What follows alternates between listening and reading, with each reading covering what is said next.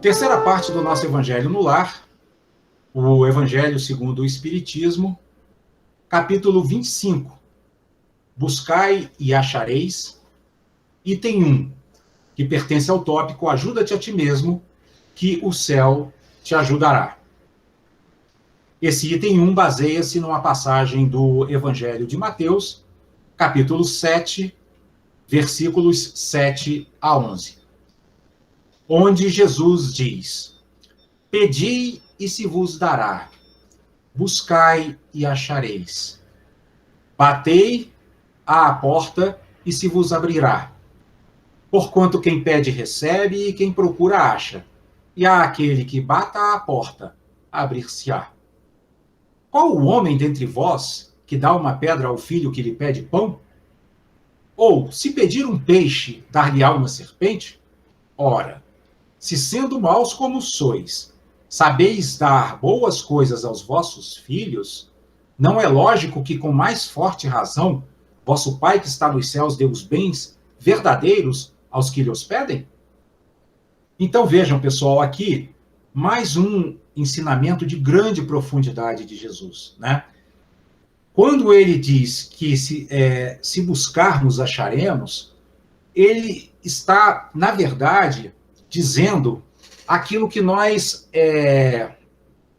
já estudamos aqui no livro Palavras de Vida Eterna, quando sorteamos aquela mensagem cujo título é Melhorar para Progredir, né? Não sei se vocês se recordam, mas nós já sorteamos essa mensagem aqui mais de uma vez, algumas vezes, na verdade. Melhorar para progredir. E o que quer dizer esse título dessa mensagem? Ele quer dizer que se queremos progredir, né, se queremos receber do plano mais alto, né, os fundamentos de uma prática espiritual que nos faça avançar no caminho da evolução, nós precisamos nos melhorar, nós precisamos nos trabalhar, né, nós precisamos fazer a nossa parte. Então, é isso que é esse capítulo do Evangelho, é disso, né, que esse capítulo do Evangelho trata. Buscai, quer dizer, o que é o buscai? Faça a sua parte. Né? Nós temos que buscar, porque como nós vamos encontrar algo que nós não estamos buscando? Né?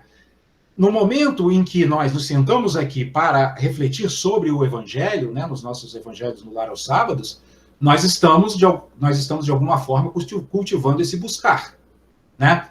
E, consequentemente, estamos gradualmente achando os caminhos que nos conduzirão ao desenvolvimento da sabedoria em nossos corações e em nossas mentes, né? Então, o buscar e achareis é exatamente o ensinamento de Jesus, onde ele diz: toda a riqueza dos tesouros divinos estão disponíveis para vocês, mas vocês precisam buscar, vocês precisam trabalhar, né? A lei do trabalho é uma das 10 leis morais do Livro dos Espíritos, né? Trabalhar, não nesse sentido profissional que nós, com que nós entendemos aqui no nosso mundo, mas sim no sentido do trabalho sobre nós mesmos, né? Do trabalho sobre as nossas imperfeições, né? Do trabalho de superação das nossas próprias limitações, trabalho de dissolução das nossas emoções perturbadoras. Isso é o buscar, né? E se nós praticarmos esse buscar, da forma como acabamos de descrever aqui agora, nós vamos achar o quê? Vamos achar a felicidade genuína e a paz verdadeira. É simplesmente isso.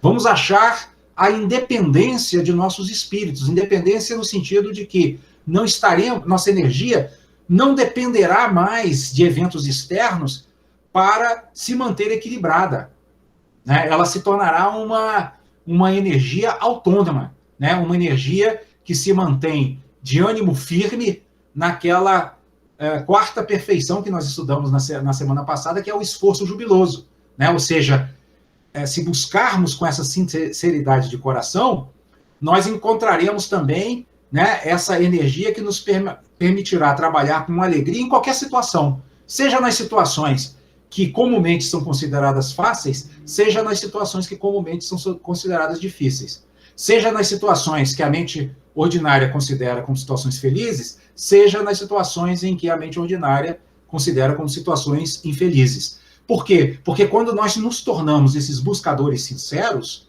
nós não mais ficamos sujeitos às oscilações do mundo exterior. né? O mundo exterior oscila, mas nós conseguimos manter a nossa energia estável. Esse é o grande desafio. E é isso que a prática da meditação do calmo permanecer, que é praticada no budismo, procura proporcionar estabilidade da energia. Porque quanto mais estável se torna a nossa energia, mais eficiente se torna essa nossa busca, esse nosso buscar para poder achar, como diz aqui Jesus, né? Ele usa outras expressões, inclusive, ele diz, pedi e se vos dará, batei a porta e se vos abrirá. Né? Eu gosto muito dessa imagem da porta também, porque é como se a nossa mente, na nossa própria mente, já estão as sementes de qualidades divinas que nos são inerentes, mas as portas estão fechadas. Fechadas pelo quê? Pela ignorância espiritual. E como que nós podemos abrir essas portas? Nós podemos abrir essas portas, sobretudo, com aquilo que aprendemos no capítulo anterior, no capítulo 24. Lembram da candeia? A candeia, a luz dos ensinamentos. Né? Aquela velhinha candeia, que é a vela, né? Aquela luz dos ensinamentos, que ilumina nosso mundo interior, permite que vejamos quais são nossas verdadeiras dificuldades e que trabalhemos sobre elas para superá-las. Né? E é curioso porque Jesus, para nos dar ainda mais confiança nesse processo de busca, né, ele faz aqui uma comparação, né, com o nosso dia a dia humano comum. Né? Ele diz assim, qual o homem entre vós que dá uma pedra ao filho que lhe pede pão? Né? Quer dizer, ele está dizendo assim, poxa, se vocês que são imperfeitos, né, se vocês que têm corações duros, não dão pedra a um filho que pede pão, então vocês devem confiar mais ainda em Deus, né, que é a bondade suprema, que ele vai dar aquilo que vocês de fato buscarem, porque ele é a perfeição suprema, ele é a bondade suprema, né, ele é o amor infinito. Né? E ele não para aí, Jesus, ele não para nessa comparação.